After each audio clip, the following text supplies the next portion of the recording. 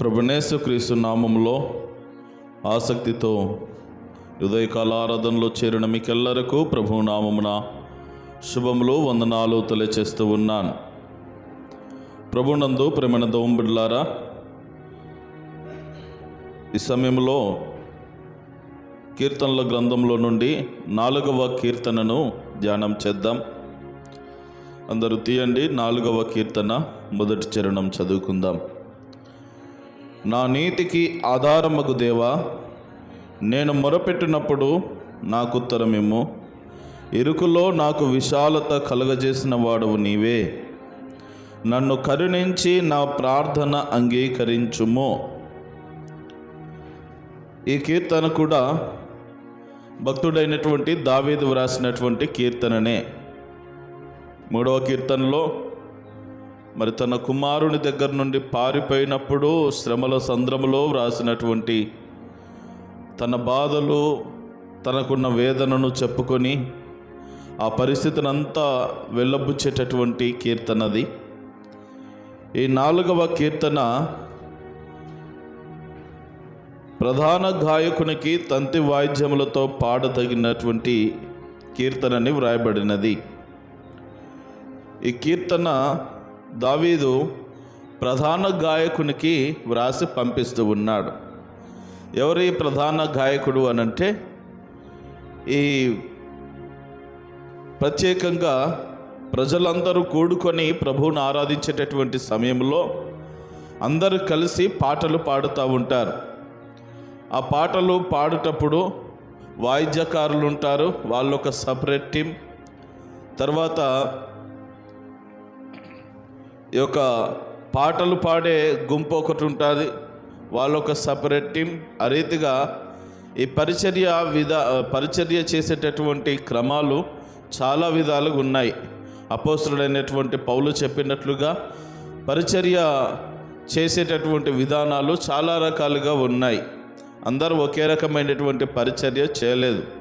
ఇప్పుడు కదా మనం సౌండ్ సిస్టమ్ ఒకరు పెడతారు, వాయిద్యాలు కొంతమంది వాయిస్తారు, పాటలు కొంతమందికి చక్కగా పాడగలుగుతారు, కొంతమంది పరిచర్య చేయగలుగుతారు. ఈ రీతిగా చాలా రకాలైనటువంటి పరిచర్యలు ఉన్నాయి. ఒకే రకంగా మనం ఎప్పుడు కూడా ఆలోచన చేయడానికి వీల్లేదు. ఈ పాటలు పాడేవాళ్ళు ఒక 20-30 మంది కలిసి చాలా చక్కగా అద్భుతంగా గానాలాపన చేయగలిగినటువంటి స్థితిగతులు మరి ఆ రోజు నుండే ఉండేవి. ఇప్పుడు కూడా చూస్తాం, పెద్ద పెద్ద సభలు జరిగినప్పుడు ఏం చేస్తారంటే ఒక 20-30 మంది స్టేజ్ మీద నిలబడి పాడుతూ ఉంటారు. ఎంతమంది పాడుతున్నా కానీ అందులో ప్రధాన గాయకులు ఒకరు ఉంటారు. అందరూ గాయకులు,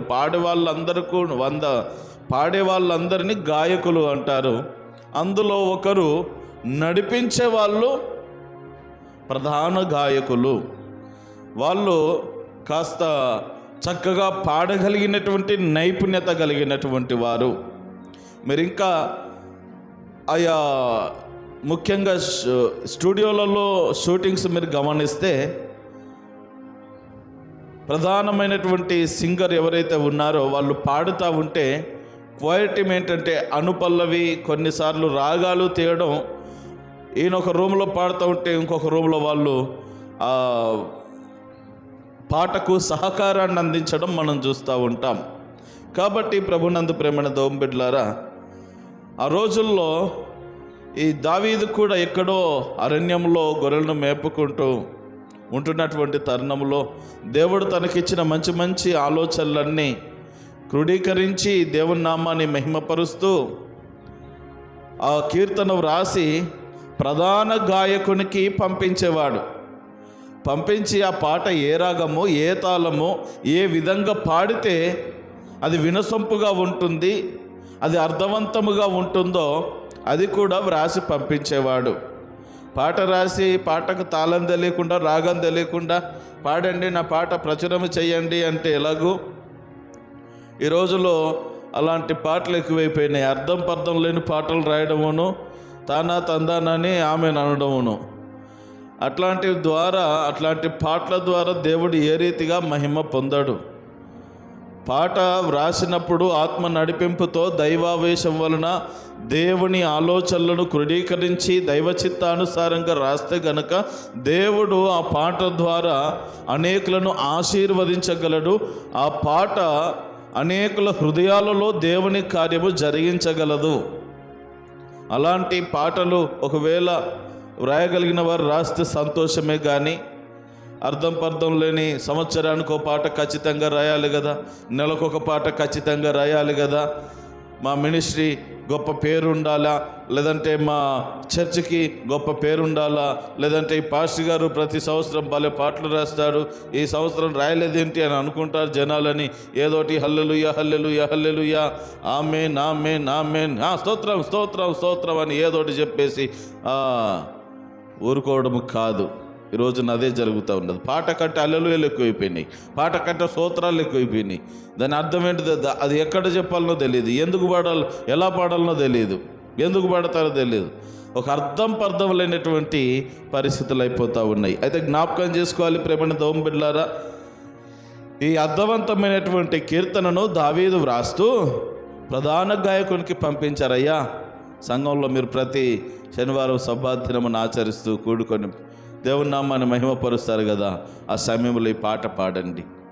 ఇదిగో ఇది ఈ రాగము ఈ తాళము ఈ రీతిగా పాడాలి అని ఒక క్రమాన్ని వ్రాసి వాళ్ళకి పంపించినప్పుడు వాళ్ళు పాడేటటువంటి వాళ్ళు. అందుకని ఇది ప్రధాన గాయకునికి పంపిస్తూ ఉన్నాడు. తంతి వాయిద్యములతో పాడదగినది అంటే గిటార్ తీగలో కలిగినటువంటి వాయిద్యాల్లో కూడా చాలా రకాలు ఉన్నాయి.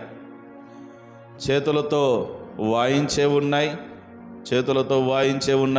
కర్రలతో వాయించే వాయిద్యాలు ఉన్నాయి.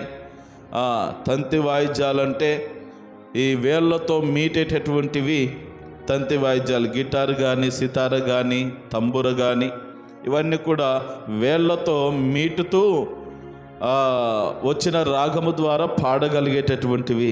తర్వాత శ్వాసతో మరి వాయించగలిగేటటువంటి ఫ్లూట్ కానీ అట్లాంటి నాద స్వరాలు ఏవైతే ఉన్నాయో అవన్నీ కూడా శ్వాసతో గాలితో మనం వాయించేటటువంటివి.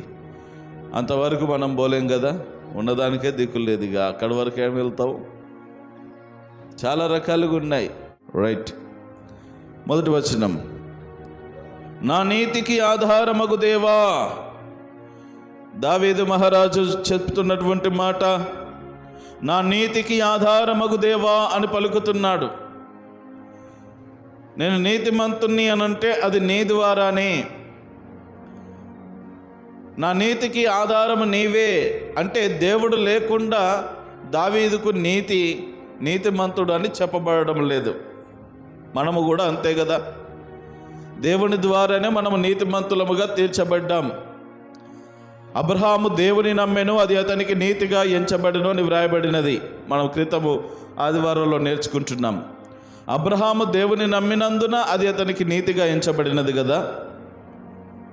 ఈరోజున మనము కూడా దేవుని నమ్మి క్రీస్తు రక్తం చేత కడగబడినందున అది మనకు నీతిగా ఎంచబడుతున్నది. అంటే క్రీస్తు లేకుండా నీతి లేదు. ఎందుకంటే మనం అందరము కూడా పాప స్వభావము కలిగిన వారమే. ఏ భేదము లేదు, అందరూ పాపం చేసి దేవుడు అనుగ్రహించి మహిమను పొందలేకపోతున్నారు. మనం పాపభూయిష్టమైనటువంటి కార్యముల్లో మగ్గుచున్నటువంటి మనకు దేవుని నీతి ఎలాగూ వస్తుంది? రోమిలకు రాసిన పత్రిక 5వ అధ్యాయం 9వ వచనం చదవండి. రోమిలకు రాసిన పత్రిక 5వ అధ్యాయం 9వ వచనం.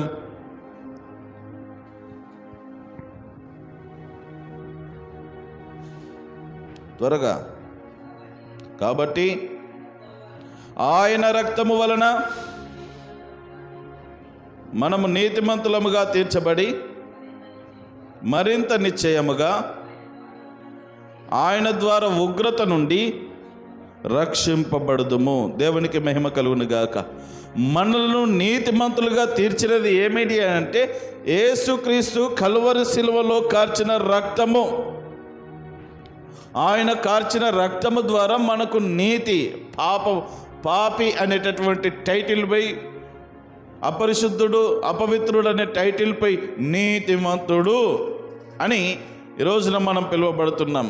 కాబట్టి జ్ఞాపకం చేసుకోవాలా, నా నీతికి ఆధారమగు దేవా. కొన్ని మనంతట మనము సంపాదించుకోలేం. మనం నీతిమంతులము అని అంటే ఎలా నీతిమంతులం? మనలో ఏ మేలు చేసే తత్వము లేదు, ఏ మంచితనము లేదు, ఏ గొప్పతనము లేదు. మరి మనము నీతిమంతులం ఎలా అవుతామనంటే ఇదిగో క్రీస్తును బట్టి, క్రీస్తు కార్చిన సిలువ రక్తమును బట్టి, ఆ రక్తము ద్వారా మనము కడగబడుటను బట్టి మనము నీతిమంతులము. ఇక్కడ దావీదు అదే మాట అంటున్నాడు, అయ్యా నువ్వు లేకుండా నిన్ను నీతిమంతుడను కాను, నిన్ను బట్టే నేను నీతిమంతుడనని పిలువబడుచున్నాను. నా నీతికి ఆధారము నీవే, నీవు లేకుండా నేను నీతిమంతుడను కాలేను. కాబట్టి నేను నీతిమంతుడిగా ఉన్నానంటే నీవే కారణమని చెప్తూ, నా నీతికి ఆధారమగు దేవా, నేను మొరపెట్టినప్పుడు నాకు ఉత్తరమిమ్ము. నేను ప్రార్థన చేసేటప్పుడు దయచేసి నాకు సహాయం చేయి. తర్వాత, ఇరుకులో నాకు విశాలత కలుగజేసిన వాడవు నీవే, నన్ను కరుణించి నా ప్రార్థన అంగీకరించుము. మన దేవుడు ఎలాంటి వాడంటే ఇరుకులో విశాలత కలుగజేయువాడు. ఎక్కడ? మూయబడినప్పుడు, అన్ని ద్వారాలు మూయబడినప్పుడు తెరవగలిగిన సామర్థ్యము కలిగినటువంటి వాడు, ఇరుకులో విశాలత కలుగజేసే దేవుడు మన దేవుడు. ఐగుప్తులో నుండి ప్రజలందరూ కూడా బయలుదేరి వెళ్ళారు, కనాను దేశమునకు ప్రయాణమయ్యారు. పరిగెత్తుకుంటూ నడుచుకుంటూ వచ్చేసరికి వారికి ఏం కనబడిందంటే ఎర్ర సముద్రం, ఇరుకు మార్గము కనబడింది. ప్రేమణ దోంబెడ్లారా, ఆ ఇరుకులో వారికి విశాలత కలగజేసి క్షేమంగా ఎర్ర సముద్రాన్ని దాటించి వారికి తోడుగా ఉండి నడిపిస్తూ ఉన్నాడు. ఈరోజున జ్ఞాపకం చేసుకుందాం, మన దేవుడు మనకు ఇరుకులో విశాలత కలగజేయువాడు. ఇరుకులో మనకు ఇబ్బంది పడతాం, అమ్మో నా వల్ల కాదు నడవడం, ముందుకెళ్ళడం నా వల్ల కాదు అని మనము వాపోతూ ఉంటాం. ఆ ఇరుకులోనే నీకు విశాలతను, ఆ మార్గమును సరళము చేసి నువ్వు నడవగలిగిన వీలును కలుగజేసి, ముందుకెళ్ళగలిగిన వీరులను కలుగజేసి, ఆ మార్గములో నడిపించగలిగిన సమర్థుడు అని మనము జ్ఞాపకం చేసుకోవాలి. అందుకని మనం జ్ఞాపకం చేసుకోవాలి ప్రేమణ దోమ బిడ్డలారా. చాలా సందర్భాలు మన జీవితంలో ఇరుకులు ఉంటాయి. అంటే ముందుకెళ్ళలేం, వెనక్కి వెళ్ళలేం. ఇరుక్కోవడం అంటే అంతే కదా, ముందుకెళ్ళలేం, వెనక్కి వెళ్ళలేం. ఎందుకన్నా చేస్తే ఈ పని, అయ్యో ఎందుకన్నా ఈ దీంట్లో నేను దూరిపోయాను, నాకేం అర్థం కావట్లేదు ఇప్పుడు ఈ పరిస్థితి, ఏం చేయాలో, నేను అలానే వెనక్కి వెళ్ళిపోలేను, అది నా వల్ల కాదు, అలానే ముందుకెళ్ళలేను, ఏంటి నా జీవితం ఇలా అయిపోయిందని చాలామంది ఇరుకాటంలో పడిపోతూ ఉన్నారు. ఈ రోజున సమస్యలను కొని తెచ్చుకుంటూ ఉన్నారు. అయితే అలాంటి సమయంలో మనము ప్రార్థన చేస్తే దేవుడు మనకు సహాయం చేస్తాడు. అందుకే భక్తుడు మరి తనకున్న ఇరుకులేంటో, ఇబ్బందులేంటో, ఆ ఇబ్బందుల మధ్యలో ప్రార్థన చేస్తున్నాడు. దేవా, నా నీతికి ఆధారమైన నా దేవా, నేను ప్రార్థన చేస్తాను, నా ప్రార్థన ఆలకించవయ్యా. నా ఇరుకులో విశాలత కలుగజేయువాడవు నీవే. నేను ఇరుకాటంలో ఉన్నాను, ఇబ్బందుల్లో ఉన్నాను, ఈ స్థితిగతుల్లో నుండి నన్ను తప్పించు, నన్ను సంరక్షించు, నాకు క్షేమముని, నా పరిస్థితులను సరిచేయి, దయచేసి నన్ను కరుణించి నా ప్రార్థన ఆలకించు, నా పట్ల కనికరము చూపించు నాయన. ఈరోజున నీ జీవితంలో ఎలాంటి ఇరుకులు ఉన్నాయి, ఎలాంటి ఇరుకుల మధ్యలో నువ్వు చిక్కుకున్నావో, ఏ ఇక్కట్టుల్లో నువ్వు చిక్కుకున్నావో, మన దోమ బిడ్డలారా, ఆ ఇరుకులో నీకు విశాలత కలుగ చేసిన సమర్థుడు మన దేవుడు. అందుకని ఆయన మీద ఆధారపడదాం. ఆ దేవదేవుడు మనకు సహాయం చేస్తాడు. ఇరుకులో మనకు విశాలత కలుగజేసి నడిపించే దేవుడు గనుక ఇరుకులు వచ్చినప్పుడు, కష్టం వచ్చినప్పుడు ఈ దేవుని సన్నిధిలో ప్రార్థించడం మానకూడదు. అందుకే నేను ప్రార్థన చేస్తున్నాను, నా ప్రార్థన అంగీకరించుము నాయనా అని ప్రార్థన చేస్తూ ఉన్నాడు. ఈరోజున మన ఇరుకులు, ఇబ్బందులు, కష్టాలు, నష్టాలు, వ్యాధి బాధలు వచ్చినప్పుడు ఊరికే మౌనముగా ఉండకుండా ప్రార్థన చేయాలా.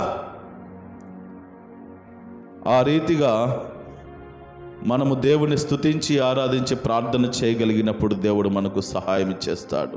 మనకు సహాయం చేసి మనకు ప్రార్థనకు సమాధానం ఇచ్చేటటువంటి దేవుడు, మన ఇరుకులో విశాలత కలిగజేసే దేవుడు గనుక ఆయనను మనసారా స్తుతించి ఆరాధించి ఆయన నామస్మరణ చేయువారముగా ఉండాలా. దావీదులాగా ఇరుకులో ఉన్నప్పుడు మనము కూడా ప్రార్థించుదాం, దేవుని సన్నిధిలో వేడుకుందాం. మనకు కూడా ఇరుకులో విశాలత కలుగజేసి నడిపించేవాడు. అట్టి కృపను, ధన్యతను, భాగ్యాన్ని దేవదేవుడు మీకెల్లరికి అనుగ్రహించి నడిపించునుగాక.